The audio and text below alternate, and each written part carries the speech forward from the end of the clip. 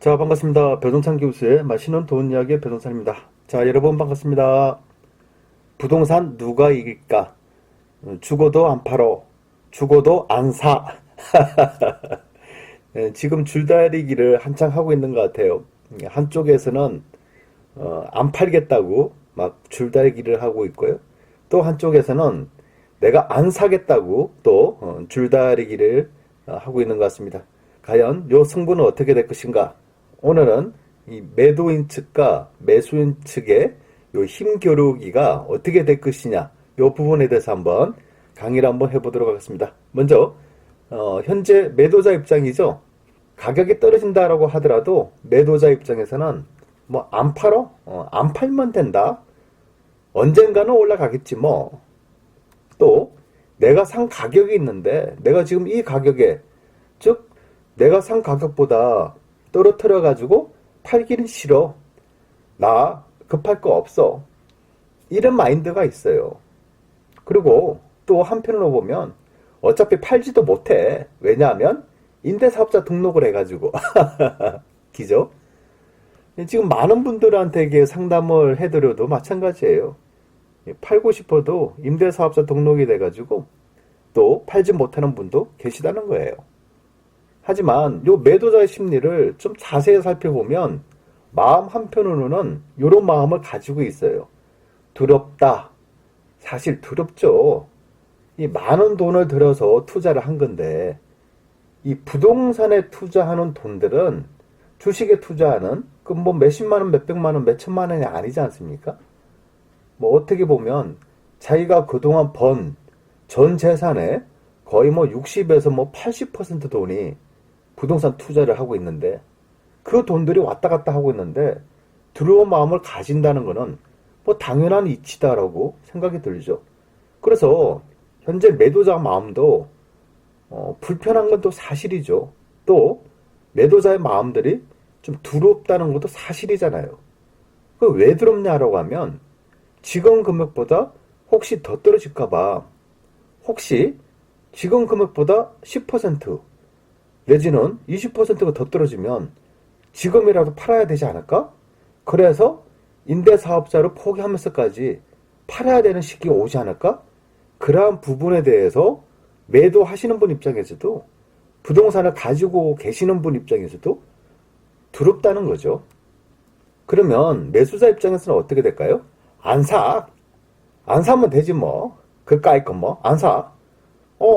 부동산 가격 떨어진다고? 그래, 좋았어. 더 떨어져라, 더 떨어져. 더 떨어지면 혹시라도 몰라.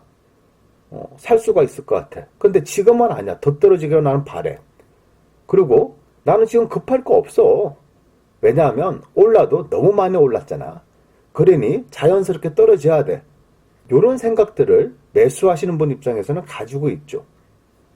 그런데 요 매수하시는 분들의 심리를 사실 또 살펴보면 어차피 살 돈도 없다는 거예요.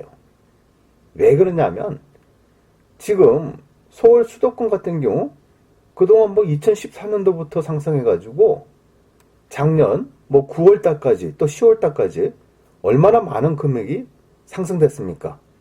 또 지방에 있는 광역시급에 있는 아파트들을 놓고 본다면 예를 들어서 2008년도부터 뭐 2018년도까지 또 얼마나 많은 금액들이 또 상승됐어요. 그렇죠? 그러다 보니까 투자하실 분들도 웬만큼 투자들을 하신 것 같아요. 이제 보니까. 그러면 지금 와서 부동산 가격이 떨어진다라고 하더라도 좀 투자할 돈도 많이 부족하다는 거예요.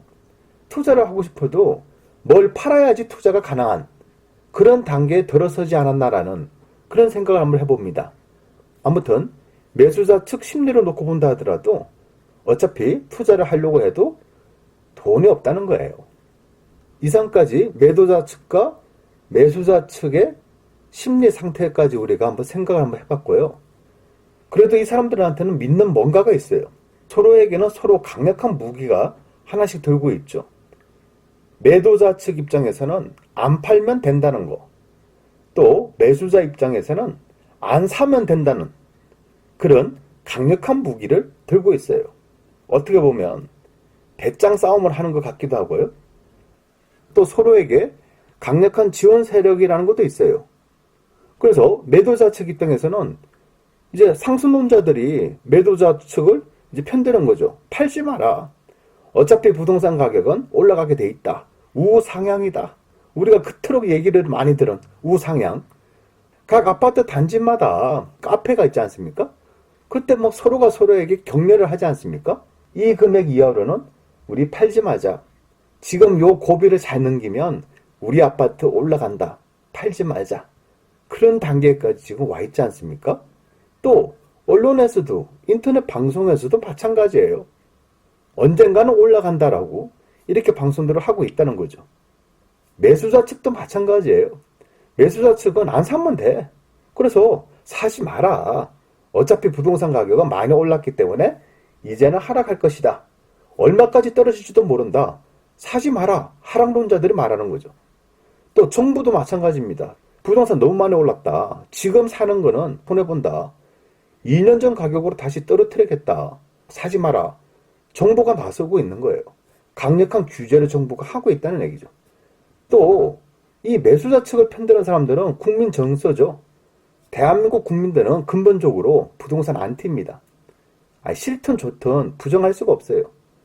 대한민국 국민들은 부동산에 대해서는 일단은 반감을 가지고 있어요.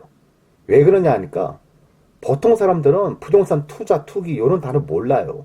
한 달 월급 타서 한 달 먹고 살고 그러면서 여유자금이 있다면 그냥 은행 적금이나 하고 그러면서 작은 아파트 살면서 약간 큰 아파트 이사 가는 게 이게 꿈과 희망이잖아요. 그런데 부동산 가격이 올라간다, 아파트 가격이 올라간다라고 하면 국민 정서에 부동산이 안 맞는 거예요.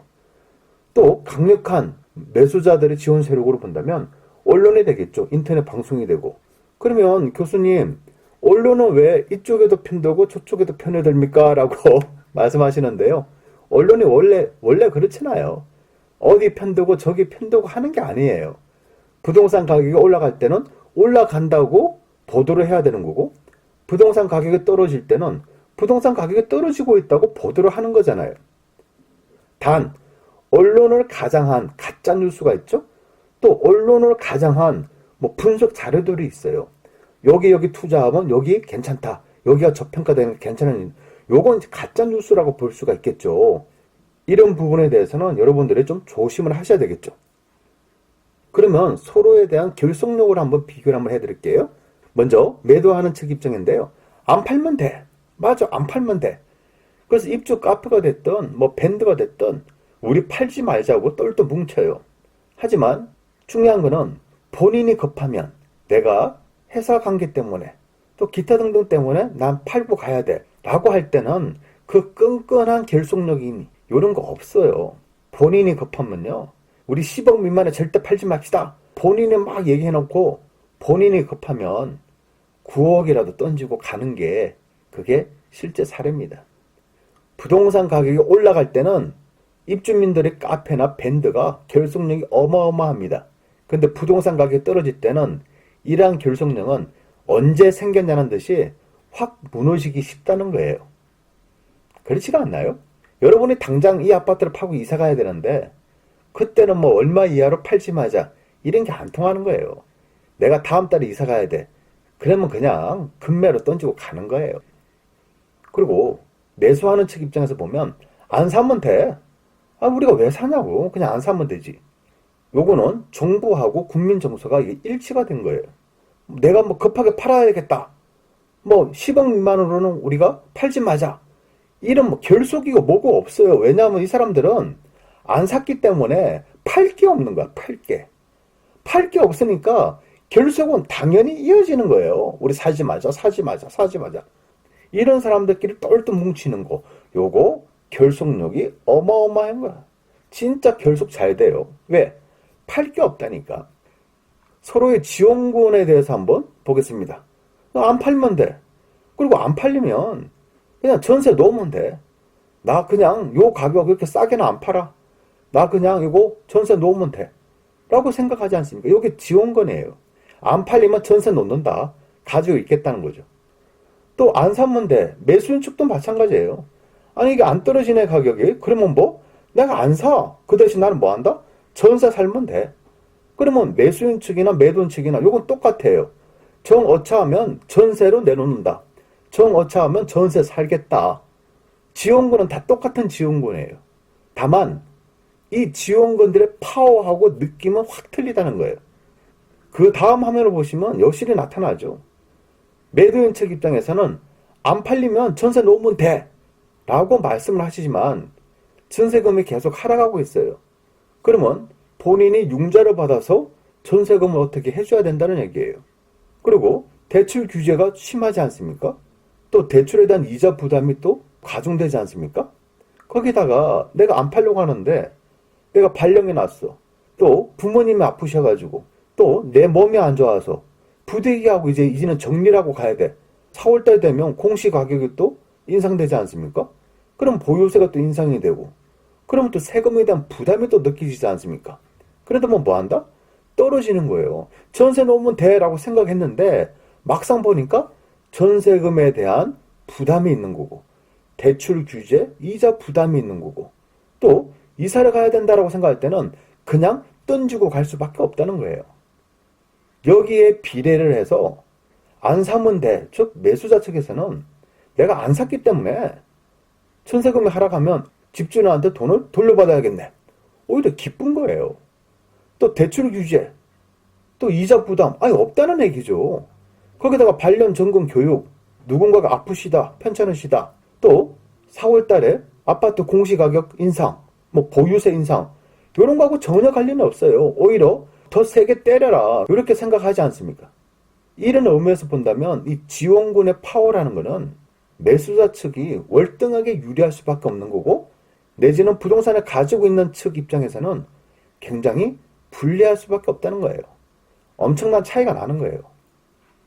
그래서 오늘 강의를 작게 마무리 한번 해드리면 매도자각이냐 매수자각이냐 이런 줄다리기 싸움에서는 당연히 단기적으로 본다면 매수자가 유리한 거는 당연한 거예요. 그런데요, 앞으로 뭐 5년 뒤, 8년 뒤, 10년 뒤 부동산을 놓고 길게 본다면 아니 물가 상승률 어차피 상승될 거 아닙니까? 그렇다면 부동산 가격도 어차피 상승될 거니까 결론적으로 본다면 또 시간이 답이다. 지금은 어렵고 힘든 시기이지만 시간이 지나면 부동산이 다시 상승할 것이다. 이렇게 생각할 수도 있겠죠. 다만 이제 상승한다는 그 시간이 1년 뒤에 할지 3년 뒤에 할지 5년 뒤에 할지 10년 뒤에 상승할지 이런 부분에 대해서는 아무도 알 수 없다는 얘기예요. 결론적으로 본다면 지금 매도자하고 매수자하고의 이 줄다리기 싸우면 현재로서는 매수자 측이 유리하다라고 이렇게 설명을 해드릴 수밖에 없는 그런 시기인 것 같아요. 물론 부동산에 대한 반동 신호가 또 갑자기 나올 수도 있어요. 그때는 또다시 이제 매도자가 유리한 또 시기가 숨가쁘게 또 전환될 수도 있겠죠. 그러니 부동산 시장을 놓고 본다면 우리는 일시적으로 현재 순간만 보지 말고 과거도 살펴보고 현재도 지켜보고 미래까지도 예측해가지고 어떻게 발 빠르게 움직일 것인가 이 부분에 대해서 우리가 깊은 연구를 해야 된다. 또 깊은 생각을 해야 된다라고 이렇게 말씀드릴 수 있을 것 같아요. 이상까지 배성찬 교수의 맛있는 도원 이야기였습니다. 감사합니다.